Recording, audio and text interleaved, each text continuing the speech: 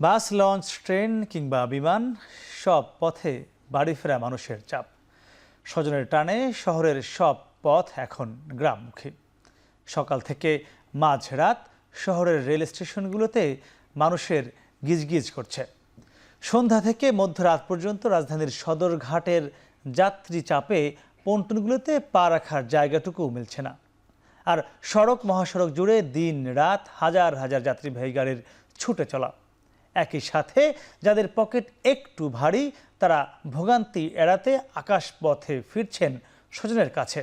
সব মিলিয়ে পুরো দেশ জুড়ে এখন চলছে ঈদযাত্রা। সে যাত্রা নির্বিঘ্ন করতে সরকারের সবগুলো সংস্থা দিন রাত পথে ঘাটে কাজ করে যাচ্ছেন। দর্শক, ঈদযাত্রা নিয়ে আজ সারাদিন এখন টেলিভিশন দেশের বিভিন্ন প্রান্ত থেকে প্রতিবেদন প্রচার করেছে। কেমন চলছে এবারের ঈদুল আজহার ঈদযাত্রা তা নিয়ে আগামী 1 ঘন্টা আমরা আরও বিস্তর আলোচনা করব। আর এসব নিয়ে আমাদের আজকের এখন প্রকাশ। আমরা আজকের এখন প্রকাশের নাম দিয়েছি উৎসব যাত্রা। আর পুরো আয়োজন জুড়ে আপনাদের সাথে আছি আমি মাহমুদ রাকিব। আর আমাদের সাথে নিয়ে কথা বলতে স্টুডিওতে আছেন হাইওয়ে পুলিশ প্রধান অতিরিক্ত মহাপুলিশ পরিদর্শক মোহাম্মদ শাহাবুদ্দিন খান বিপিএম বার, আছেন বুয়েটের দুর্ঘটনা গবেষণা ইনস্টিটিউটের সহযোগী অধ্যাপক যোগাযোগ বিশেষজ্ঞ সাইফুন নেওয়াজ এবং আমার সহকর্মী এখন টেলিভিশনের প্রতিবেদক আরিফ হোসেন। আপনাদের স্বাগত। এছাড়া আমাদের সঙ্গে যুক্ত আছেন ঢাকার শাহিনবাগ থেকে বাংলাদেশ অভ্যন্তরীণ নৌ পরিবহন কর্তৃপক্ষ বিএডব্লিউটি এর চেয়ারম্যান কমডোর আরিফ আহমেদ মুস্তফা এবং আছেন আমার আরও একজন সহকর্মী প্রতিবেদক সিফাত শাহরিয়ার। আপনাদেরকেও স্বাগত। আমি একটু শুরুতেই আমাদের দুজন যে প্রতিবেদক রয়েছে তাদের কাছ থেকে ছোট্ট করে জেনে নিব কি অবস্থা। আমি একটু জানবো সড়ক মহাসড়ক রেল নৌ এসব বিষয়, এরপরে আমরা আপনাদের কাছে বক্তব্য ফিরব। একদম শুরুতে একটু যেতে চাই আরিফ আপনার কাছে। আরিফ, ছোট্ট করে বলুন, আপনি আজ সারাদিন সংবাদ সংগ্রহ করেছেন সড়ক মহাসড়ক থেকে। আপনি টাঙ্গাইল, এলেঙ্গা, চন্দ্রা বিভিন্ন এলাকায় আমরা জানি সংবাদ সংগ্রহ করেছেন। কি দেখছেন মহাসড়কের ঈদযাত্রা? আমরা যে আজকে নাম দিয়েছি উৎসব যাত্রা, সে উৎসব আছে কিনা মহাসড়কে? রাকিব, সকাল থেকে আমি বস্তুতপক্ষে সকাল 8টায় অফিস থেকে বের হয়ে গিয়েছি। এরপরে গিয়েছি চন্দ্রায়। সেখানে অফিস থেকে সেখানে যেতে আমার কিন্তু সময় লেগেছে মাত্র 1 ঘন্টার কিছু সময় বেশি। কিন্তু বিপাকটা শুরু হয় 12টার পর থেকে, যখন বেসরকারি যে প্রতিষ্ঠানগুলো রয়েছে যারা ছুটি দিয়েছে এরপর থেকে। আমরা দেখেছি এটাকে আপনি নাম দিয়েছেন ঈদ উৎসব, এটা কিন্তু যথাযথ বলা যায়। কারণ উৎসবের সাধারণ মানুষের যেই উপচে পড়া আগ্রহ, ভিড়, ঠেলাঠেলি, ধাক্কাধাক্কি সব কিছু মিলিয়ে একটা অন্যরকম পরিবেশ তৈরি হয়েছে চন্দ্রায়।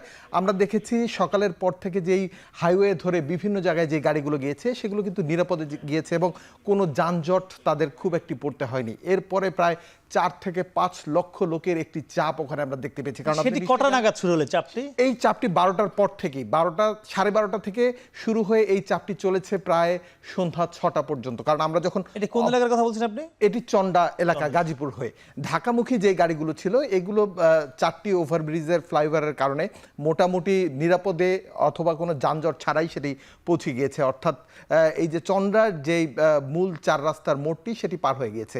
কিন্তু যেগুলো গাবতলী থেকে ছেড়ে আসা যে গাড়িগুলো সেগুলো কিন্তু মোটামুটি একটু যানজটের মুখে পড়েছে। কারণ আপনি নিশ্চয়ই জানেন ওখান থেকে নিচ থেকে ফ্লাইওভার না পার হয়ে নিচ থেকে গাড়ি। চন্দ্রায় একটি গাড়িকে কতক্ষণ অপেক্ষা করতে হয়েছে ভোগান্তি? চন্দ্রায় সকালে আমরা যখন গিয়েছি ওখানে উপস্থিত ছিলাম সকাল 9টায়, তখন আমরা দেখেছি 5 থেকে 7 মিনিট, 10 মিনিট, 15 মিনিট, 20 মিনিটের মধ্যে একটি গাড়ি পাস হয়ে যাচ্ছে।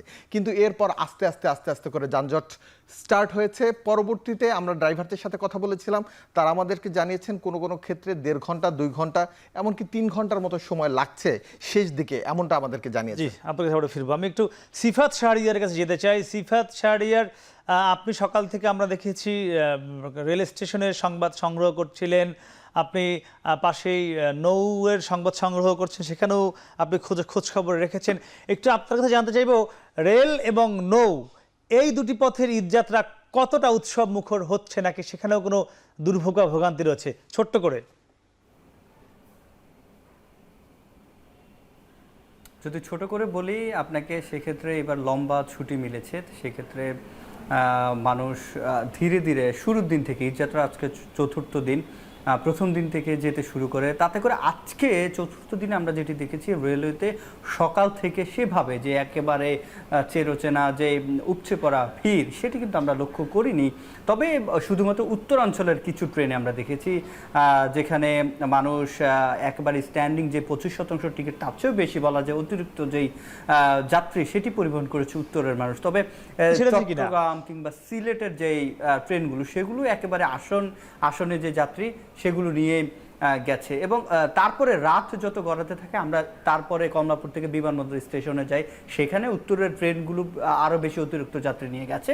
তবে যে একেবারে অনেক বেশি ভোগান্তি পাওয়া যাচ্ছে না সেরকম না, এবং সময় মতো ছেড়েছে এটি বলা যায়। কিছু কিছু ট্রেনে কিছুটা বিলম্ব হয়েছে, কিন্তু একেবারে খবর জানতে চাই সকাল থেকে রেলপথে দেখিনি।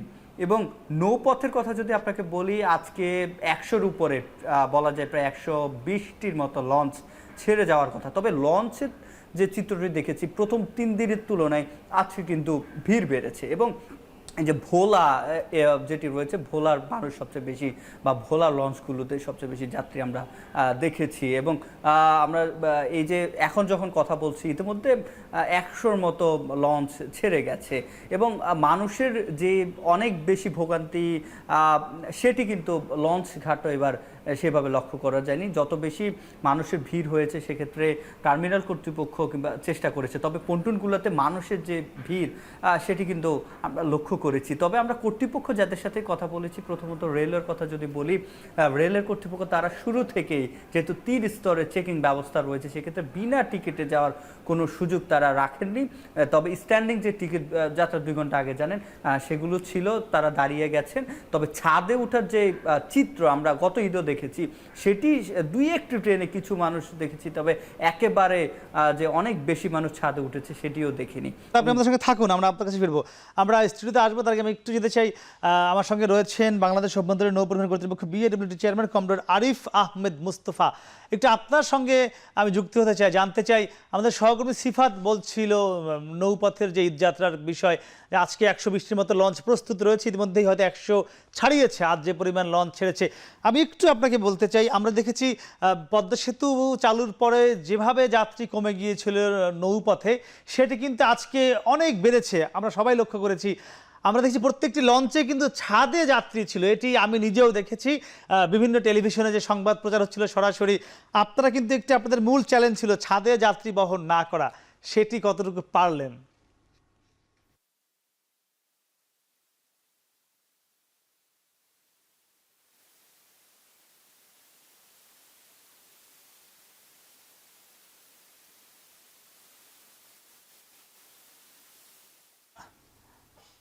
আমরা আপনার একটু আমাদের শব্দ যান্ত্রিক ত্রুটির কারণে শুনতে পাচ্ছি না। আমরা নিশ্চয়ই আপনার কাছে আমরা আসবো, একটু পরেই আসবো, আমাদের যান্ত্রিক ত্রুটিটা ঠিক হলেই। আমি একটু সরাসরি চলে যেতে চাই হাইওয়ে পুলিশ প্রধান আমাদের সঙ্গে রয়েছেন মোহাম্মদ শাহাবুদ্দিন খান, একটু আপনার কাছে। আমাদের সহকর্মী আরিফ বেশ কিছু কথা বলছিল যে চন্দ্রাতে একটি গাড়ি পার হতে শেষ বিকেলে 2 ঘন্টা, 2.5 ঘন্টা, 1.5 ঘন্টা লাগছিল, সেটি কিন্তু আপনারা বলছিলেন যে এবার যানজট হবে না, চেষ্টা করবেন বলেছিলেন। জি, যা আপনাকে অসংখ্য ধন্যবাদ। আর একদিন পরেই তো আমাদের ঈদুল আজহা, ঈদযাত্রা বেশ আগেই শুরু হয়েছে। আজকে একটা পিক ডে বলা চলে ঈদযাত্রার, গতকালকে হয়েছে, আজকে হয়েছে, কালকে থেকে আবার আমাদের এই চাপটা কমে আসবে। তা আমি ঈদের এই প্রাককালে আমি দর্শক শ্রোতা সবাইকে আমার হাইওয়ে পুলিশের তরফ থেকে, বাংলাদেশি পুলিশের তরফ থেকে সবাইকে ঈদের শুভেচ্ছা জানাচ্ছি, ঈদ মোবারক জানাচ্ছি।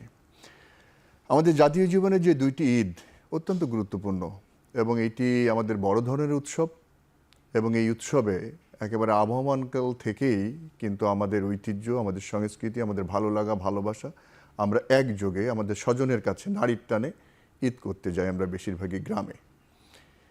এই বিষয়টার মধ্যে কিন্তু তাদেরকে যে বহু সংখ্যক মানুষ, লাখো লাখ, এটা এখন তো কোটি কোটি বলতে হবে, যে তারা যে যান এই ঈদযাত্রা যাতে সুন্দর হয়, নিরাপদ হয়, স্বাচ্ছন্দ্যময় হয়, নির্ঝঞ্ঝাট হয় এবং বিশেষ করে যানজট মুক্ত হয়, তার জন্য কিন্তু সরকারের একটি প্রচেষ্টা থাকে, যেহেতু এখানে জনগণের কল্যাণ এবং জনস্বার্থ নিহিত রয়েছে।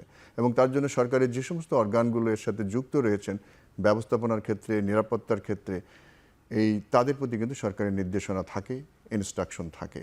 এবং আমরা তার প্রেক্ষিতেই কিন্তু প্রায় 1 মাস 1.5 মাস ঈদ আসার 1 মাস 1.5 মাস আগে থেকেই কিন্তু প্রস্তুতি এই সকল সংস্থাগুলোর মধ্যে একটা প্রস্তুতি, একটা সমন্বয় নেওয়া হয়, সমন্বয় সভা করা হয় এবং সমন্বিতভাবে এই উদ্যোগেই কিন্তু এটা দেখে থাকে।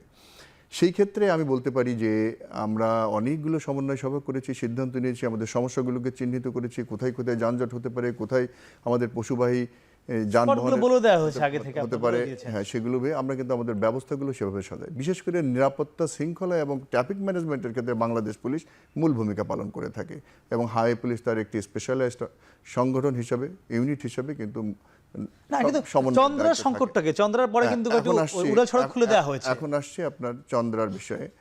আপনার সারা বাংলাদেশে এখন পর্যন্ত যে খবর, প্রতিবেদকও বলছিলেন যে অন্য অন্য জায়গায় খুবই স্বাভাবিক আছে, স্বাচ্ছন্দ্যময় ঈদযাত্রা যেটা আমরা প্রত্যাশা করি সেটি চলছে। চন্দ্রার ক্ষেত্রে আমাদের এটি হলো শ্রম অধ্যুষিত এলাকা, শ্রমিক অধ্যুষিত এলাকা, শিল্প ঘন এলাকা। ওদিকে গাজীপুর, এদিকে ঢাকার অংশগুলো আছে। তা আমাদের বিশেষ করে রেডিমেড গার্মেন্টস থেকে যে শ্রমিকরা, আমরা সবসময় আশা করি যে ধাপে ধাপে তারা ছুটি পাবে, 2 দিন 3 দিন 4 দিন, কিন্তু বাস্তবে দেখা যায় যে মূলত একটা দিনে বেশি চাপ পড়ে অথবা 2টা দিনের চাপ পড়ে। তা আমরা সেইটা আজকে ছিল সেই শ্রমিকদের সর্বাধিক সংখ্যক ছুটি হয়েছে এবং সেই চাপটা তৈরি হয়েছে এবং দুপুরে তারা সকালের দিকে বেতনপত্র নিয়েছে এবং দুপুরেই কিন্তু সবাই একযোগে নেমে আসে। যখন একটি রাস্তায় যে ধারণ ক্ষমতা, সেই ধারণ ক্ষমতার থেকে অধিক যে পরিমাণ গাড়ি বা পরিবহন আমাদের সাধারণত থাকে, তার থেকে অধিক সংখ্যক যাত্রী একযোগে লাখো লাখো যাত্রী একটি রাস্তায় নেমে আসে, এটা স্বাভাবিকভাবে একটি সমাগম হবে, একটু গাড়ির গতিগুলো স্লথ হবে, এটা তো খুবই স্বাভাবিক। এবং এইটার জন্য কিন্তু আমাদের যারা ঈদযাত্রী প্রতি বছর তারা যান, তারা কিন্তু এটা তাদের একটা মানসিক প্রস্তুতিও থাকে যে যখন আমরা একযোগে বেরোবো এটা খুব স্বাভাবিক যে একটি রাস্তার ধারণ ক্ষমতা যেটা আছে সেখানে আমাদের একটু গতি হবে। কিন্তু আমাদের যে ব্যবস্থাপনা থাকে যে এইটাকে কিভাবে আমরা বুঝতে পারি যে এটা এখানে কী ধরনের পরিস্থিতির উদ্ভব হবে, এটা বুঝে কিন্তু আমাদের সার্বিক সমন্বয়ের মাধ্যমে ওখানে কিন্তু আমরা ব্যবস্থা নিয়ে থাকি। আমরা জানেন যে আমরা সিসি ক্যামেরা ওখানে ব্যবহার করছি, প্রযুক্তি আমাদেরকে দক্ষতা উন্নয়নে এবং আমাদের সেবার মান উন্নয়নে সাহায্য করে। ওখানে আমরা কিন্তু হাইওয়ে পুলিশের সকল সদস্যরা যারা ডিউটিতে ছিল তারা বডি অন ক্যামেরা ব্যবহার করছে। আমরা ওখানে ড্রোন ব্যবহার করেও কিন্তু, ড্রোন ক্যামেরা ব্যবহার করেও কিন্তু আমরা সার্বিক কোথায় কোথায় বটলনেক তৈরি হচ্ছে, কোথায় কোন যানবাহনটা একটু খারাপ হয়েছে বা থেমে আছে, এইগুলো কিন্তু আমরা দেখি, চিহ্নিত করে সেই জায়গাগুলো সেইভাবে ইনস্ট্রাকশন দিই। এরপরে অতিরিক্ত যাত্রী চাপে এই সংকটটি আসলে কমানো যাচ্ছে না। আমি আপনার সাথে আরেকবার ফিরবো। আমরা আমাদের সঙ্গে রয়েছেন বিএডব্লিউটির চেয়ারম্যান কমরেড আরিফ আহমেদ মোস্তফা। আমরা তাকে আগেরবার যান্ত্রিক ত্রুটির কারণে যুক্ত করতে পারিনি, আমি আপনার কাছে দুঃখ প্রকাশ করছি। একটু জানতে চাইবো, আমার সহকর্মী সিফাত বলছিল যে যাত্রী চাপ অনেক বেড়েছে, আর আমি আপনাকে বলছিলাম যে প্রত্যেকটি লঞ্চে আমরা দেখেছি যেগুলো বিশেষ করে আমরা দেখেছি কালাইয়া কিংবা হাতিয়া, ভোলা, এইসব রুটের প্রত্যেকটি লঞ্চে অতিরিক্ত যাত্রী বহন করে ছেড়েছে এবং এখন যে লঞ্চগুলো ছাড়ছে এই মুহূর্তে বরিশালগামী, সেগুলো প্রত্যেকটি ছাদেই কিন্তু যাত্রী আছে। আপনাদের একটি চ্যালেঞ্জ ছিল ছাদে যাত্রী বহন না করা, সেটি কতটুকু পারলেন? জি, ধন্যবাদ। আমি এখন টিভিকে ধন্যবাদ জানাচ্ছি আমাকে আমন্ত্রণ জানার জন্য আজকে টক শোতে, এবং এই সুযোগে আমি এখন টিভির যে দর্শক শ্রোতা আছে সকলকে আমি অগ্রিম ঈদের শুভেচ্ছা জানাচ্ছি। আসলে এ প্রসঙ্গে আমি প্রথমে বলবো যে ঈদের গতবার রোজার ঈদের সময় যেটা হয়েছিল যে গত রোজার ঈদে আপনার একটা 7-8 দিনের ছুটি ছিল, এবার কিন্তু আমাদের ছুটিটা 5 দিনের। তো এই জন্য এবং সবাই এখানে যে কোরবানি ঈদের সময় যেটা হয় একটু শেষ মুহূর্তে যে বাড়িতে যাওয়া, বিভিন্ন রকম কাজ সেরে সেরকম একটা বিষয় থাকে। তো এই কারণে আজকে একটু চাপ বেশি। গতকালকে আমাদের 108টা লঞ্চ ছেড়ে গিয়েছে বিভিন্ন জায়গায় সদরঘাট থেকে। আজকে আমি যখন কথা বলছিলাম আপনাদের সাথে, তার আগে আমি খোঁজ নিয়েছিলাম, তখনও পর্যন্ত 102টার মতো লঞ্চ ছেড়েছে এবং আশা করছি যে আরও হয়তো কিছু লঞ্চ যাবে। এবং গত ঈদে প্রায় 130 থেকে 40টা লঞ্চ গিয়েছিল সর্বোচ্চ, এবং এবারও আমার মনে হয় যে আগামীকাল এবং ঈদের পরবর্তী দিন সমূহে যখন নাকি আবার কাজে যোগদানের একটা ঢাকায় ফেরত আসার একটি চাপ থাকবে, তখন এই সংখ্যা আরও বাড়বে। তবে আমি এ প্রসঙ্গে বলবো, আপনি যেটা বলছিলেন যে আনন্দের ঈদযাত্রা, আমার মনে হয় যে লঞ্চের যাত্রাটা কিন্তু একটু ওরকম সবাই একটু উপভোগ করতে চায়, ভিতরে জায়গা থাকার পরেও দেখা যায় লঞ্চে ছাদে যাওয়ার একটা প্রবণতা থাকে। আমাদের ওখানে যারা দায়িত্বরত আছে তারা এটা সর্বাত্মকভাবে চেষ্টা করছে এই মনিটরিংয়ের মাধ্যমে এবং ভিজিলেন্স যে টিমগুলো আছে যে লঞ্চের যাতে অতিরিক্ত ছাদ যাত্রীরা আসে। আপনি একটা জিনিস আপনার রিপোর্টার আরিফ সাহেব যে প্রথমেই বলেছেন কিন্তু যে আগের ঈদের সময় যে চিত্রগুলো ছিল, সদরঘাটের যে চিত্র ছিল, রাস্তায় যে দীর্ঘ যানজট ছিল, ফেরিঘাটে যে দীর্ঘ লাইন ছিল, এগুলো কিন্তু এখন নেই বিভিন্ন কারণেই, সরকারের উন্নয়নের কারণে, সড়কপথের উন্নয়নের কারণে এবং নৌপথেরও আমাদের বিভিন্ন সুবিধা দেওয়ার কারণে। নৌপথের তো এমনিতেই সকলেই চায় যে একটি স্বাচ্ছন্দ্যময় এবং সাশ্রয়ী মূল্যে যাতে নৌপথটাকে ব্যবহার করতে পারে, সেই জন্য নৌপথের আকর্ষণ কিন্তু আমি বলবো আছে। কারণ আমি যদি গতকালকে স্ট্যাটিস্টিক্সটা বলি, গতকালকে আপনার বরিশালে 12টি লঞ্চ ছেড়েছে এবং মুলাদিতে 4টি লঞ্চ গিয়েছে। এবং আপনি যদি ইলিশা ভোলার চিত্র যদি ধরেন, সেখানে 28টি লঞ্চ গিয়েছে এবং চাঁদপুরে প্রায় চাঁদপুর এবং ঈদগাহ মিলে 28টি লঞ্চ গতকালকে ছেড়েছে। তো আপনি যদি বরিশাল চাঁদপুরের সাথে এবং বরিশাল চাঁদপুর এবং ইলশার যদি একটা কম্পারিজন করেন, আমার মনে হয় যে সেখানে 12টি লঞ্চ বরিশালে গিয়েছে, 4টি এবং ওখানে আরও 4টি লঞ্চ মুলাদিতে গিয়েছে, সব মিলে 16টি লঞ্চ। এটা কিন্তু সংখ্যাটি কিন্তু খারাপ না। এবং যদিও এখানে পদ্মা ব্রিজ হয়েছে, আমাদের নৌপথের উপর বরিশাল রুটের যাত্রীদের নির্ভরতা কমেছে, তারপরেও ওই স্বাচ্ছন্দ্যের জায়গা থেকে আমার মনে হয় এবং ওই যে আনন্দের ঈদযাত্রা যেটা বলছেন, সবাই পরিবার নিয়ে সবাই মিলে আমরা লঞ্চে বাড়িতে যাওয়া, সেই অনুভূতিগুলো পরে যেভাবে যাত্রী কমে গিয়েছিল সেটি আবার ফেরত আসা শুরু করেছে নদীপথে। নিশ্চয়ই এটি অনেক বেশি একটি সুখকর বিষয় এবং দেশের সার্বিক উন্নয়নে বলা হয় যে সমন্বিতভাবে যদি সবগুলো পরিবহন ব্যবস্থা সচল না থাকে তাহলে দেশের উন্নয়ন সম্ভব নয়। এটি নিশ্চয়ই একটি ভালো খবর যে নদীপথে আবার যাত্রী ফিরছে।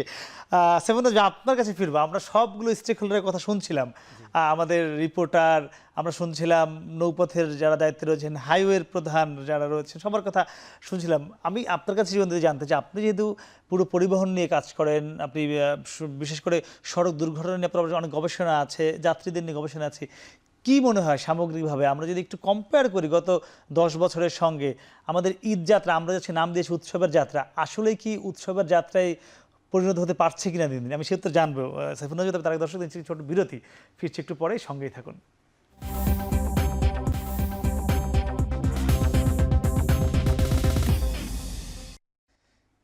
ফিরলাম বিরতির পরে, কথা বলছিলাম ঈদযাত্রা নিয়ে। আমরা ছিলাম সাইফুন্নাহ ভাই আপনার কাছে, আমরা অনেকগুলো স্টেক হোল্ডারের কথা শুনছিলাম। আমরা বাংলাদেশের ঈদযাত্রা উৎসবের যাত্রায় পরিণত হচ্ছে কিনা জানতে চাই। হ্যাঁ, আমি একটা কন্ট্রাস্ট তৈরি করি। ধরেন গত যদি 10 বছর কথা আপনি বললেন, তো আমি গত 3 বছর বাদ দিয়ে এর আগের 7 বছরে আমি যদি বলি যে উৎসবের যাত্রা, যেটা নাম দিয়েছেন উৎসবের যাত্রা, বাট এই উৎসবের যাত্রা কিন্তু ছিল আমার কাছে মনে হয় একটা বিড়ম্বনার যাত্রা বা ঝুঁকির যাত্রা ছিল। বাট বিগত লাস্ট একেবারে লেটেস্ট 3 বছরে আমি বলবো যে আমাদের প্রশাসন, হাইওয়ে পুলিশ বা পুলিশ বাহিনী এবং রোডস অ্যান্ড হাইওয়েজ মন্ত্রণালয়, বিআরটি, প্রত্যেকের মানে স্টেক হোল্ডার যারা রয়েছে, প্রত্যেকের আগের এক্সপেরিয়েন্স থেকে তারা কিছু কিছু গেইন করেছে যে আসলে সমস্যাগুলো কোথায় হয় সেটাকে নিয়ে কাজ করতে করতে আমি বলবো যে গত 3 বছর যদি আমি বলি, একটা কন্ট্রাস্ট তৈরি করি, যে অনেকাংশেই কিন্তু দেখো উৎসবের যাত্রাটা কিন্তু উৎসবের যাত্রায় পরিণত করতে পেরেছে। কারণ দুটো বিষয় আসলে মেইনলি চলে আসে এই সময়টা, একটা হচ্ছে যানজট, একটা হচ্ছে সড়ক দুর্ঘটনা। তো যানজটের ক্ষেত্রে আমি বলবো যে এটা কিন্তু ইউজুয়ালি এখন একটা নির্দিষ্ট দিনে কয়েকটা পয়েন্টে নিয়ে আসতে পেরেছে। যেমন আমরা আলোচনা করছি চন্দ্রানী, ঐতিহাসিকভাবেই কিন্তু চন্দ্র একটা যানজট তৈরি করার একটা পয়েন্ট, এবং এরকম আরও কিছু কিছু ঢাকা থেকে প্রবেশ মুখগুলোতে এবং বেরোয়ার মুখগুলোতেই যানজটটা তৈরি হচ্ছে। এর আগে কিন্তু দেখা যেত টাঙ্গাইল রোডে বিভিন্ন সময় যানজট লেগে যেত, তারপরে চট্টগ্রাম রোডে, সিলেট রোডে কন্টিনিউয়াস যানজট হতো, এখন সেটা কিন্তু অনেকাংশে কমিয়ে আনা সম্ভব হয়েছে।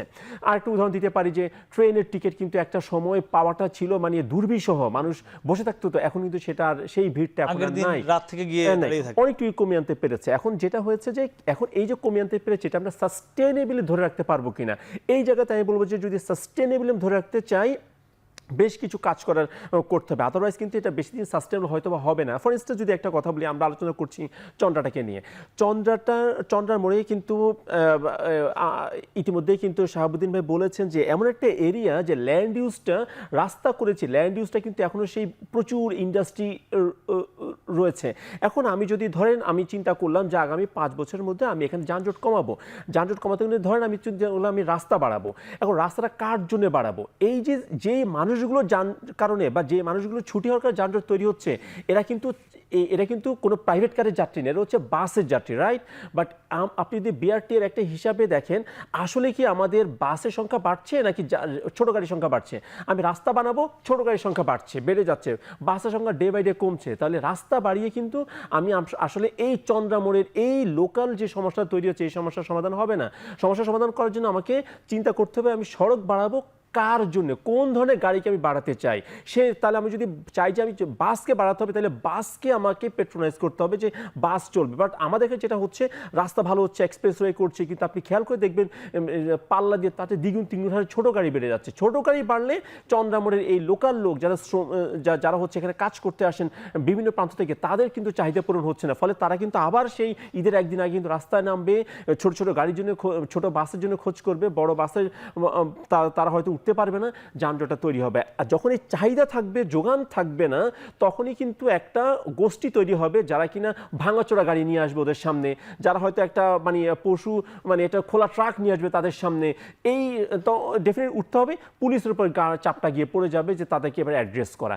একটু খেয়াল করে দেখেন, ইন্ডাস্ট্রিগুলো কি আসলে হাইওয়ের পাশে হয় এভাবে যে 10 ফিট কোনো বায়াস নাই?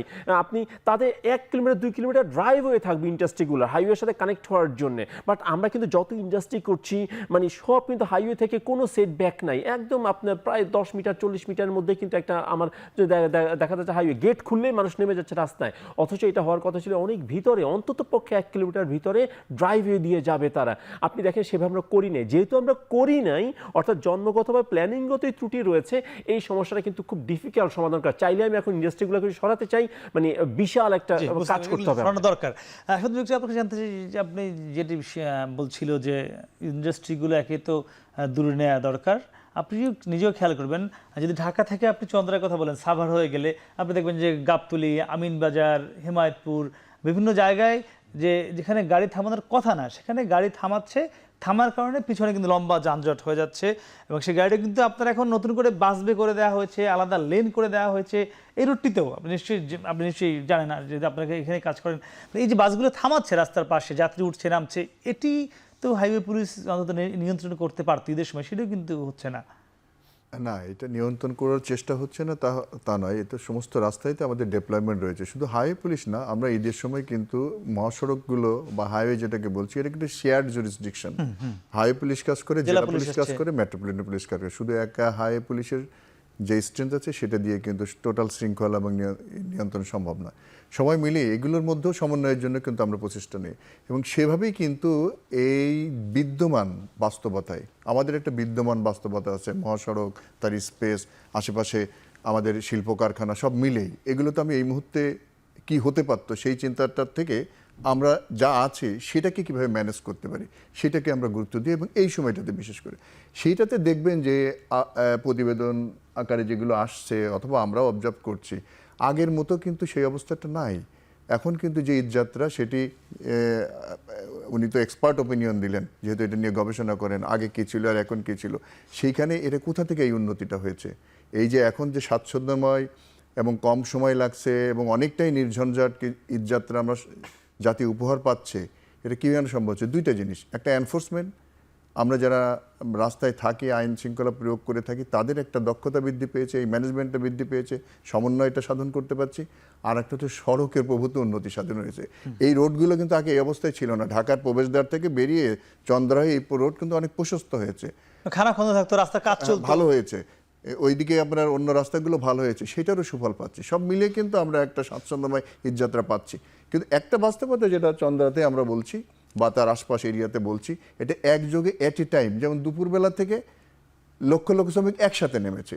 রাস্তার ক্যাপাসিটি রাস্তা এবং পরিবহনের ক্যাপাসিটিতে তারা ছোটাছুটি করছে, কোন গাড়িতে উঠবে, রাস্তা এপার ওপর করছে, এই যে একটা জটলা তৈরি হয়, সেইটা তো একেবারে নিরেট। যদি আপনারা দাবি করেছিলেন যে গার্মেন্টসগুলো আলাদা আলাদা সময় ছুটি দেওয়ার জন্য কিছু হয়তো মানা হয়েছে বিভিন্ন এরিয়া ভিত্তিক, সেইখানে আমরা অনেকগুলো সচেতনমূলক কাজ নিয়েছি। আমরা হিউজ পরিমাণে আমরা ওখানে তারা কি কি করবে, ডুজ অ্যান্ড ডোন্টস, এগুলো দিয়ে যেমন আমরা পোস্টার দিয়েছি, আমরা ওখানে এলইডি স্ক্রিন স্থাপন করে বেশ কয়েকটা জায়গায় স্থাপন করে বারবার আমরা ভিডিও দেখাচ্ছি।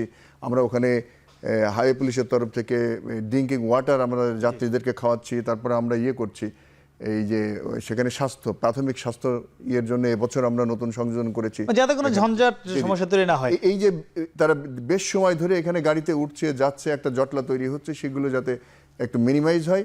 আর পাশাপাশি ট্রাফিক কন্ট্রোল আমরা যেভাবে করছি, যখন যেদিকে প্রেশার হচ্ছে সেগুলো কিন্তু আমরা দেখে কখনো 2 লেন দিয়ে হয়তো আমরা আউটগোয়িং এর দিকে আমরা গাড়িগুলো ছেড়ে যাচ্ছি, প্রয়োজন অনুযায়ী ব্যবস্থা নেওয়া হচ্ছে। আমি কাছে আবারও ফিরবো, একটু যেতে চাই বিএলডব্লিউ চেয়ারম্যানের কাছে। একটু জানতে চাইবো সেগুলো যে যাত্রীরা যতটুকু লঞ্চে ওঠার পর তার একদম বাসা পর্যন্ত যেতে যতটুকু না কষ্ট হচ্ছে, এর চেয়ে কিন্তু আমরা দেখি ঢাকা শহর পার হয়ে সদরঘাটে যেতে, বাসা থেকে সদরঘাটে যেতে তার বেশি কষ্ট করতে হচ্ছে। এর সমাধানটি যদিও আপনাদের দায়িত্ব না, সিটি কর্পোরেশন করবে, আপনারা এটি কেন প্রেশার দিতে পারছেন না?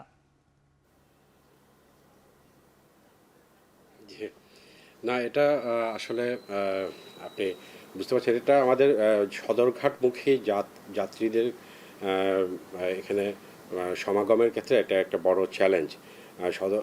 এটা অবশ্যই একটা বড় চ্যালেঞ্জ যে সদরঘাট পর্যন্ত আসাটা। তো এটার জন্য কিন্তু সরকার কাজ করছে। আপনারা এখনও কিছু দেখতে পাচ্ছেন না, বাট বিভিন্ন আঙ্গিকে সরকার কাজ করছে। আমরা যখন এই পয়েন্টটা উঠাই বিভিন্ন সভাতে মন্ত্রণালয়ে, তখনই আমরা জানতে পারি যে এটা বিভিন্ন রকম উদ্যোগের চেষ্টা করা হচ্ছে। এবং আমার মনে হয় খুব শীঘ্রই এই সরকারের সময় আপনারা বিভিন্ন ধরনের আমাদের যোগাযোগ ক্ষেত্রে যে প্রভূত উন্নতি দেখেছেন, সেটা এক্সপ্রেসওয়ে থেকে শুরু করে টানেল পর্যন্ত, আমার মনে হয় এখানেও আমরা একটি সমাধানের পথে আসতে পারবো বলে আমি দৃঢ়ভাবে বিশ্বাস করি, যাতে আমরা এই নদীমুখী যাত্রাকে আরও সুন্দর এবং সহজ করতে পারি। জি, আপনি দর্শকের সঙ্গে থাকুন, আমরা আপনার কাছে আবারও ফিরবো। সাইফুন্নাজ ভাই, এই যে একটি বিষয়, যেমন বাসা থেকে সদরঘাট যাওয়া, বাসা থেকে গাবতলী যাওয়া, সায়দাবাদ আসা, কিংবা পোস্তগোলা ব্রিজ পার হয়, এই যে আমরা যদি এই বিভিন্ন পয়েন্টে যে বাস স্ট্যান্ড বা টার্মিনালে যাওয়াটা সহজ করতে না পারি, তাহলে যে মহাসড়ক যে হলো, পদ্মা সেতুর আমরা এক্সপ্রেসওয়ে বলি, বঙ্গবন্ধু সেতুর এক্সপ্রেসওয়ে বলি, কিংবা এখন পাটুরিয়াতেও হচ্ছে, এটির সুফল কি আদৌ পাওয়া যাবে কিনা, আমি সে উত্তর জানবো। তো দর্শক, তার আগে আবার নিচ্ছি ছোট্ট একটি বিরতি, ফিরছি একটু পরেই, সঙ্গেই থাকুন।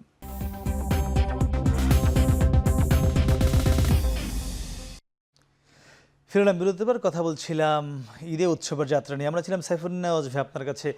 আমি যেটি বলছিলাম, যদি এই টার্মিনাল বাস স্ট্যান্ডগুলোতে যাওয়াটা সহজ করা না যায়, এত এক্সপ্রেসওয়ে উন্নয়নের মহাসড়ক কতটুকু কাজে আসছে? আচ্ছা, প্রথমে যদি টার্মিনালগুলোর কথা বলি, দেখেন আমরা আসলে সব কিছু, এটা সড়ক বলি, টার্মিনাল বলি, তৈরি করার সময়ই খুব সরলভাবে চিন্তা করে তৈরি করেছি। ধরেন ফর ইনস্ট্যান্স যদি এভাবে বলি যে আপনার ইউজুয়ালি আপনার একটা টার্মিনাল যেখানে অনেক মানুষ আসবে, সেখানে গাড়ি নিয়ে আসবে, গাড়ি নিয়ে যাওয়ার জন্য আপনি যদি একটু ভালো টার্মিনাল ডিজাইন দেখেন যে আপনি এক দিক দিয়ে উঠবে আরেক দিকে নেমে যায়, অর্থাৎ সার্কুলার ওয়েতে নেমে যায়। বাট আমাদের এখানে আপনি খেয়াল করে দেখেন, সদরঘাট টার্মিনাল বলেন বা কমলাপুর স্টেশনই বলেন, আপনি সোজা যাবেন, গাড়ি থেকে নামবেন, আবার ব্যাক করতে হবে সোজা। ফলে দেখা যায় যে গাড়িগুলো যে ম্যানুভারিং প্রবলেম হয়, অর্থাৎ নামার পরে দেখবেন ঠিক উল্টা দিকে তারা ইউটার্ন নিতে হচ্ছে, ঘুরে আসতে হচ্ছে, এটা কিন্তু দেখা যায় ওখানে যানজট তৈরি করে ফেলে। ফলে ওটাই কিন্তু ছড়িয়ে পড়ে একদম টেইলটা, ইভেন সদরঘাটের টেইল তো অনেক সময় গুলিস্তান পর্যন্ত চলে আসে।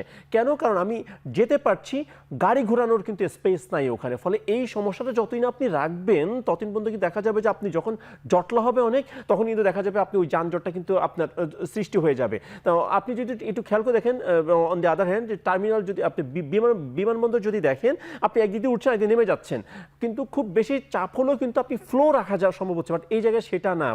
ফলে এই সমস্যাটা রেখে কিন্তু আমরা ওই টার্মিনাল কেন্দ্রে যাওয়াটা, মানুষের স্বচ্ছন্দে যাওয়াটা নিশ্চিত করতে পারবো না। আমি যখন আমার মূল ভেহিকেলে উঠে যাচ্ছি, অর্থাৎ লঞ্চ উঠে যাচ্ছি, আমার ট্রেন উঠে যাচ্ছি, বাস উঠে যাচ্ছি, কিছু অংশ ঢাকা শহর পার হতে পারছি, তখন তো খুব দ্রুত চলে যাচ্ছে। বাট আমার কিন্তু ওই টোটাল যাত্রার 25% সময় দেখা যাচ্ছে আমার শুধুমাত্র বাসা থেকে যেতে চলে যাচ্ছে। আবার আরেকটা যানজট তৈরি হয় টোল প্লাজাগুলোর জন্য, ফ্লাইওভারগুলোতে দেখা যাচ্ছে যানজটটা তো ঢাকা শহরের ভিতরেই কিন্তু তৈরি হয়ে যাচ্ছে। কারণ আমরা কিন্তু প্রত্যেকটা গাড়িতে RFID ট্যাগ লাগানো রয়েছে, যেটা কথা ছিল যে টোল প্লাজায় টাচ এন্ড গো, বা টাচও করতে হবে না, চলে যাবেন, টোল কালেকশন হয়ে যাবে। পদ্মা সেতু বড় একটি প্রকল্প, এখানে এখনো সম্ভব হচ্ছে না। থার্ড একটা ব্যাপার হচ্ছে মোটরসাইকেল তো আমরা ছেড়ে দিয়েছি। ফলে মোটরসাইকেল যখনই মাথাটা সামনে দিয়ে দিবে, একটা দিলে আরেকটা দিয়ে দেয়, আরেকটা দিয়ে, ফলে এর ফলে অন্য গাড়ি যেগুলো, সেগুলো আসলে স্কোপটা আর পায় না যে আমি টোল দিয়ে চলে যাব। ফলে এই সমস্যাগুলো কিন্তু আমার বের হওয়ার মুখে রয়ে গিয়েছে। এবং শুধু তাই না, আপনি যে কোনো আমাদের টার্মিনালগুলো খেয়াল করে দেখেন, প্রচুর কনস্ট্রাকশন হয়, রাস্তা থেকে ভাঙাচোরা। আপনি যদি কমলাপুরের দিকে তাকান, এখন কিন্তু মানে ওখানে দেখা যাচ্ছে তারপর সে কাজ চলতে মেট্রোর থাকে কাজ সারা চলছে, বছর জুড়ে। গাবতলীতে কাজ চলছে, দেখা যাচ্ছে যে ওখানে কিন্তু রাস্তাঘাটগুলো কিন্তু ভাঙাচোরা ঠিকঠাক না করার ফলে দেখা যায় গাড়ি এমনিতেই স্লো চলে, অ্যাভয়েড করতে চায়, ফলে দেখা যাচ্ছে এটা কিন্তু আপনার টেইলটা চলে আসে জি, যেখানে আমি আপনার সাথে ফিরবো। সিফাত, আপনার কাছে একটু জানতে চাইবো, আমরা সড়কের বিষয়ে অনেক কথা বলছিলাম, মহাসড়ক নিয়ে কিংবা রেল নিয়ে, আপনি বলছিলেন আচ্ছা নৌপথে আমরা যে কথাগুলো বলছিলাম যে অতিরিক্ত যাত্রী আমরা দেখছি ছাদে বহন করছে, যদিও চেয়ারম্যান বলছিলেন যে হয়তো মানুষ একটু উৎসব করতে বা গরম থেকে বাঁচতে ছাদে উঠছে, এর বাইরে আপনার কাছে কি কোনো সমস্যা মনে হয়েছে কিনা সংবাদ সংগ্রহ করতে গিয়ে, যেটি আমরা চেয়ারম্যানের কাছে জানতে চাইতে পারি?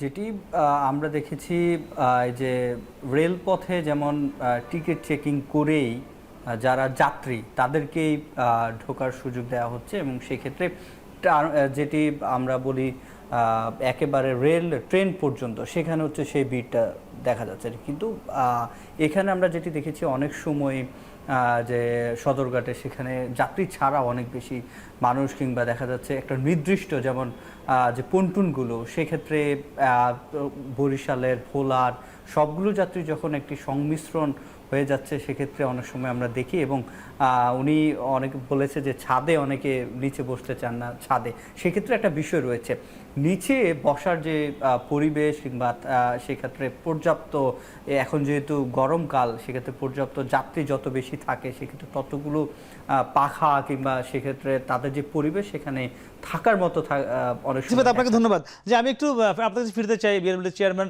আপনি রয়েছেন, একটু বলবেন যে আপনারা কিন্তু অনেকগুলো কাউন্টার করে দিয়েছেন, আপনাদের যে টার্মিনাল রয়েছে, নতুন টার্মিনাল অনেক আপনারা কাউন্টার করেছিলেন, একটি কাউন্টারও কিন্তু ব্যবহার হয় না, যেটি আমার সহকর্মীও বলছিলেন, মানুষ কিন্তু যে যার মতো ঢুকছেন, দেদারসে ঢুকছেন, লঞ্চ খুঁজে পেতে সমস্যা হয়, কোনটি কোন টার্মিনালে আছে সেটি যদি আপনারা লিখে রেখেছেন বিভিন্ন পয়েন্টে, কিন্তু তাও কিন্তু ঈদের সময় মানা হয় না, অনেকগুলো লঞ্চ পিছন থেকে গিয়ে মানে নোংর করছে, সেখান থেকে যাত্রী তুলছে, এই অবস্থাপনাগুলো কখন ঠিক হবে?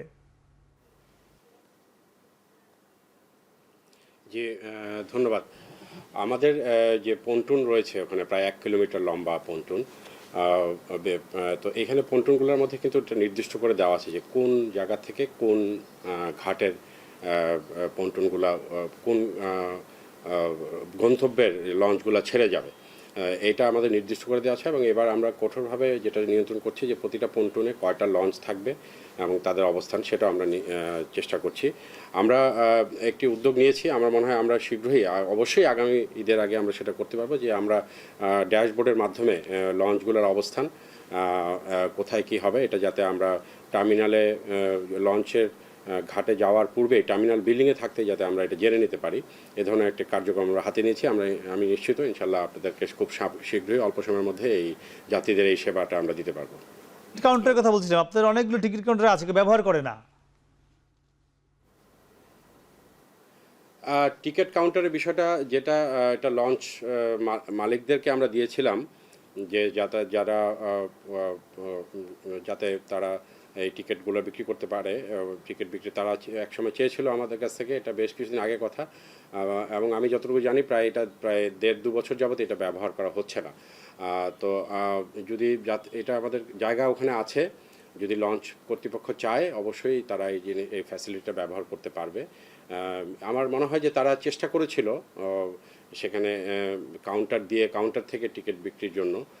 মনে হয় যাত্রীরাও খুব একটা স্বাচ্ছন্দ্য বোধ করে না এই কাউন্টার থেকে টিকিট নেওয়ার জন্য, সবাই লঞ্চে গিয়ে জায়গা নিয়ে, কারণ আমাদের যে লঞ্চগুলো আছে যেগুলো বিশেষ করে দূরবর্তী গন্তব্যে যায়, সেখানে কিন্তু আসলে চেয়ার সিস্টেম না, ওখানে আপনার অধিকাংশ যাত্রী যায় কিন্তু ডেকে যায়, এবং এখানে কিন্তু আপনি কোনো সিট মার্কিং করে দেওয়ার মতো ওরকম সিস্টেমও নেই।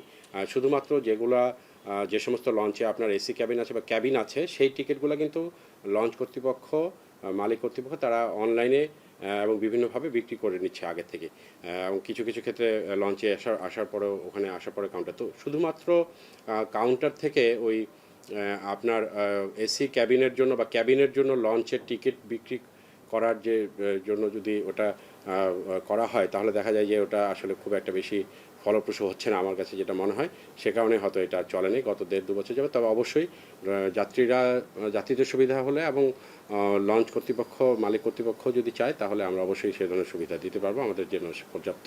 অসংখ্য ধন্যবাদ। আপনি বলছেন যে যারা বেশি যেহেতু যেহেতু দেখে যায় যাত্রীরা, সে কারণে হয়তো টিকিট বিক্রি করা সম্ভব না। যদিও আমরা ট্রেনে কিন্তু দেখি যে স্ট্যান্ডিং টিকিটও বিক্রি করে। আপনাকে অসংখ্য ধন্যবাদ সিভাস শাড়ির আপনাকেও। একটু আপনার কাছে ফিরতে চাই। আজকেই আপনি বলছেন যে মূলত মূল যে চাপটা আজকে ছিল বেশি, আমরা সেটি মহাসড়কে দেখছিও, এখনও চাপটি রয়েছে। চন্দ্রা এখনও, যখন আপনার সাথে কথা বলছি তখনও চন্দ্রা কিন্তু দীর্ঘ যানজট লেগে রয়েছে। তো এই যানজটে কি মনে হয় আপনারা পুরোপুরি কতক্ষণ আরও থাকতে পারে? আপনার কাছে নিশ্চয়ই খবর আছে, আপনি এখানে আশপাশের খবর নিয়ে এসছেন, মানুষ নির্বিঘ্নে কতক্ষণ পরে যেতে পারবে, একটু সে উত্তর জানবো। তো দর্শক, তারা নিচ্ছে ছোট একটি বিরতি, ফিরছে একটু পরে, সঙ্গেই থাকুন।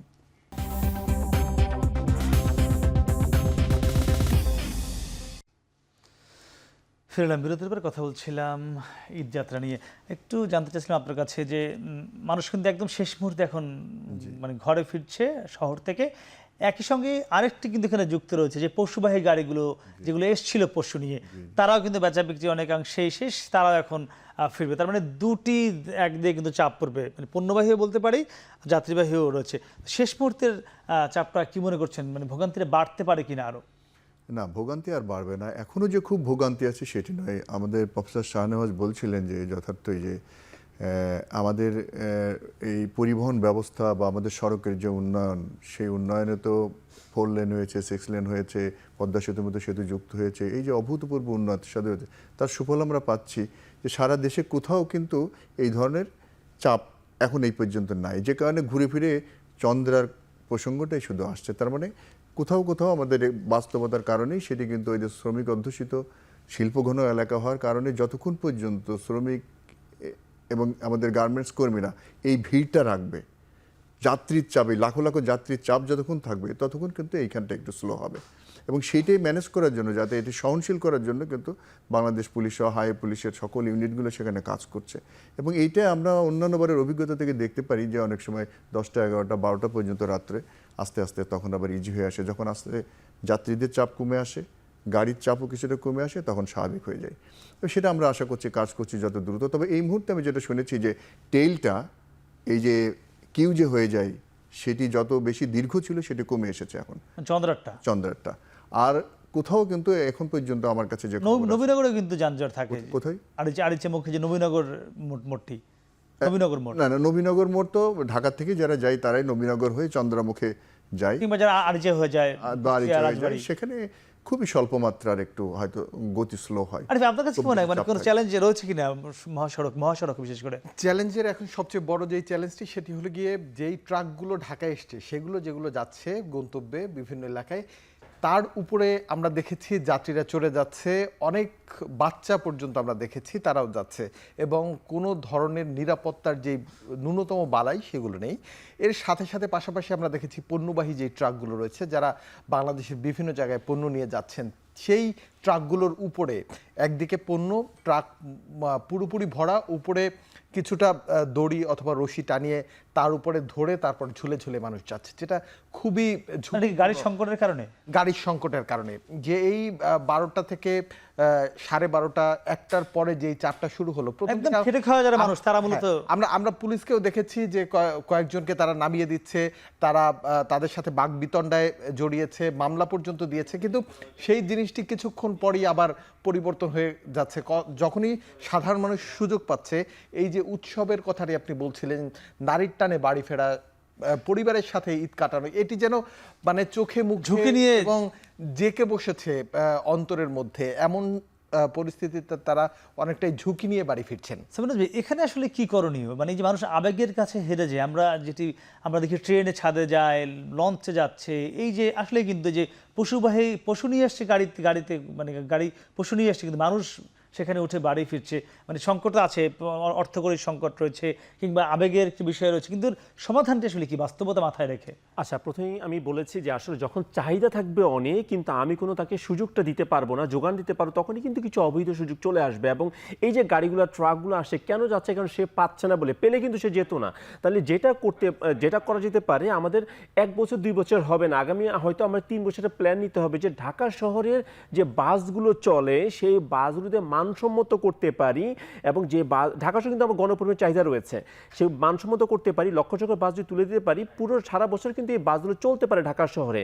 তারপরে কিন্তু যখন আমার ঈদের সময়গুলো আসবে, আমি জানি চাহিদাটা রয়েছে স্বল্প দূরত্বের বা আমার বেশি দূরত্বের, এখানে কিন্তু 10% 20% মালিকরাই কিন্তু ওখানে শেয়ার করতে পারবে, অর্থাৎ মানসম্মত বাস কিন্তু আমি তাদেরকে প্রোভাইড করতে পারবো। বাট আমি যেটা হচ্ছে এখন আমার যত অবকাঠামো করছি সব হচ্ছে ছোট গাড়ি কেন্দ্রিক, বাড়ছে ছোট গাড়ি। যে সমস্ত মালিকরা হয়তো অন্যান্য রুটে দামি দামি ম্যান ভলভোর মতো বাস নামাচ্ছে, তারা কিন্তু তারা কিন্তু ঢাকা শহরে কিন্তু ভালো বাস নামাচ্ছে না, কারণ তারা হচ্ছে যে আপনার সেই প্রফিটটা পাচ্ছে। বাট আমি যদি পরিবেশ দিতে পারি, তারা কিন্তু ভালো ভালো বাস নামাবে যেটা সারা বছর ঢাকা শহরে চলবে, সে তার প্রফিটটা পাবে। ঈদের সময় সে কিন্তু কিছু শেয়ার করতে পারবে আমার হাইওয়েতেও, কারণ যেহেতু মানসম্মত বাস আমি বলছি, এগুলো কিন্তু আমার হাইওয়েতেও চলাচল উপযোগী। বাট এখন যেটা হচ্ছে পুরো বিপরীত, যে আমার লক্ষ চক্র বাস চলছে, এই সুযোগে কিছু কিছু লক্ষ চক্র বাস আমার ওই যখন চাহিদা বাড়ছে সেগুলো আর যখন হচ্ছে ট্রাকে করে চলে যাচ্ছে। বাট আমি মনে করি যে আমাদের পুরো ব্যবস্থাটাকে, সিস্টেমটাকে 3 বছর প্ল্যান নিয়ে, আগামী বছরই হবে না এটা, 3 বছর প্ল্যান নিয়ে আমাদের বাসটাকে আমাদের পেট্রোনাইজ করতে হবে। আপনি অন্যান্য বিষয়তে গণপরিবহনটাকে নিয়ে গণপরিবহন, ঢাকার গণপরিবহন যদি ভালো করতে পারি, স্ট্যান্ডার্ড বাস দিতে পারি, ঢাকার যানজট আমি কমাতে পারবো, আমার যখন প্রয়োজন হবে আমি সাপোর্ট দিতে পারবো মহাসড়কে। আপনাকে ধন্যবাদ। একটু আপনাকে জানতে চাইছিলাম যে এই যে ঝুঁকির কথা যেটি উঠে আসলো, যে মানুষ ঝুঁকি নিয়ে বাড়ি ফিরছে, মানে আপনি হয়তো যানজট আগের চেয়ে নিয়ন্ত্রণ করতে পেরেছেন, এটি আপনার সফলতা, কিন্তু ঝুঁকিটাও তো হ্রাস করা দরকার, সেটি কেন হচ্ছে না? জি না, এই বিষয়টাতে কিন্তু আমরা সর্বাধিক গুরুত্ব দিয়েছি। আমাদের আইজি মহোদয় বারবার বলেছেন, আমরাও বলেছি যে কোনো ধরনের এই অনিরাপদ ঝুঁকিপূর্ণ যাত্রায় আমাদের যাত্রীরা যেন সামিল না হয়, এটা জীবনের জন্য মারাত্মক ঝুঁকি। এবং সেই ক্ষেত্রে যারা জড়িত, এই যে ট্রাক, খোলা ট্রাক, পিক আপ বা পণ্যবাহী যানবাহনের উপরে নানানভাবে যে নিয়ে যাচ্ছে, সেটা তাদের যেমন নেওয়া উচিত না, আরেকটি হলো যে আমাদের যাত্রীদেরও সচেতন হওয়া উচিত। সেই ক্ষেত্রে কিন্তু আমরা ব্যাপক প্রচারণা করেছি। আমরা অনেকগুলো টিভি বিজ্ঞাপন তৈরি করে সেগুলো আমরা টেলিভিশনে দিয়েছি, আমাদের ফেসবুকে আমরা নানা পেজগুলোতে দিয়েছি, এছাড়া ওখানেও কিন্তু আমরা বিভিন্ন ধরনের প্রচারণা করেছি। আমরা এটা বোঝাতে চেয়েছি যে আপনার বাড়ি যাওয়া প্রয়োজন, স্বজনের টানে আপনি যাবেন, অবশ্যই যাবেন, কিন্তু আপনার স্বজন চেয়ে আছে আপনার সশরীর উপস্থিতি, সেটাই তার আনন্দ। এই আনন্দটা নিয়ে যাবেন, আনন্দে ফিরে আসবেন, কিন্তু এমন ঝুঁকিপূর্ণ যাত্রায় আপনি সামিল হবেন না যেটি আপনার উপস্থিতিটা নিশ্চিত করেন একটা ঝুঁকির মধ্যে ফেলে দেয়। সেইটা যদি আমরা মাথায় রাখি, তাহলে 2-1 ঘন্টা যদি দেরি হয়, আমার যদি একটু বাস নিরাপদ যান পেতেও যদি একটু দেরি হয়, তাহলে সেটাও কিন্তু আমাকে একটু অপেক্ষা করে সেই ধরনের ঝুঁকিমুক্ত নিরাপদ যানবাহনে কিন্তু আমাদের যাত্রী সাধারণের যাওয়া উচিত। সে বিষয়ে আমরা কাজ করেছি। আমরা কিন্তু আইন প্রয়োগের সেক্ষেত্রে যথেষ্ট এনফোর্সমেন্ট করেছি। আমরা গতকালকে থেকে বা এর আগে থেকে কিন্তু অভিযান করছি। গত পরশুদিন আমরা কিন্তু শত শত এই ধরনের যানবাহন থেকে আমরা যাত্রীদেরকে নামিয়েছি, এই গাড়িগুলো আটক করেছি, তাদেরকে প্রসিকিউশনের আওতায় মামলাও দিয়েছি। কিন্তু তারপরেও দেখা যাচ্ছে যে একটা সচেতনতা প্রত্যেকের জায়গা থেকে স্ব দায়িত্ববোধ থেকে করা উচিত। আমরা যেমন ঈদের আনন্দ উপভোগ করার জন্য ঈদ যাত্রায় সামিল হচ্ছি, আমরা বলছি যে সবাই যেন আমরা আনন্দ ভাগাভাগি করতে পারি আমরা স্বজনের সাথে। এই ঈদ যাত্রার ক্ষেত্রে কিন্তু প্রত্যেকটা যারা যাত্রায় সামিল হচ্ছেন তাদের নিজেরও একটা দায়িত্ববোধ সচেতন হতে হবে সেই যাত্রাকে নিরাপদ করার জন্য। অসংখ্য ধন্যবাদ। যথেষ্ট সাবধান হওয়ার তার প্রয়োজন আছে, তাহলে ঈদ যাত্রাটা উৎসব মুখর যাত্রা হবে। জি, জনাব মোহাম্মদ শাহাবুদ্দিন খান, জনাব সাইফুন্নাজ, আরিফ হোসেন, আপনাদের অসংখ্য ধন্যবাদ। দর্শক, আমরা কথা বলছিলাম, আমাদের যারা 3 জন অতিথি ছিলেন স্টুডিওতে এবং আমাদের সঙ্গে আরও বাইরে থেকে 2 জন ছিলেন, সবার কথা শুনছিলাম। সকলে কিন্তু একটি কথা এসে থেমেছেন, সেটি হলো যে একটি উৎসব মুখর ঈদযাত্রা করতে হলে শুধুমাত্র বাস মালিক বা আইনশৃঙ্খলা বাহিনী বা সরকারি সংস্থাই নয়, যারা সাধারণ যাত্রী রয়েছেন সকলকে কিন্তু সচেতন হতে হবে। আর সেটি হলেই এই ঈদযাত্রাটি একটি উৎসবের যাত্রায় পরিণত হবে। নিশ্চয়ই ঈদুল আজহা সেই উৎসবের মধ্যে সকলে কাটবে, সে প্রত্যাশায় শেষ করছি আজকের এখন প্রকাশ। দর্শক, এখন টেলিভিশন ওয়েবসাইটে দেখতে ভিজিট করুন www.ekhon.tv, ফেসবুকে দেখতে ভিজিট করুন facebook.com/tv.ekhon এবং ইউটিউব এখন টেলিভিশন দেখতে ভিজিট করুন youtube.com/c/ekhon tv। শুভরাত্রি।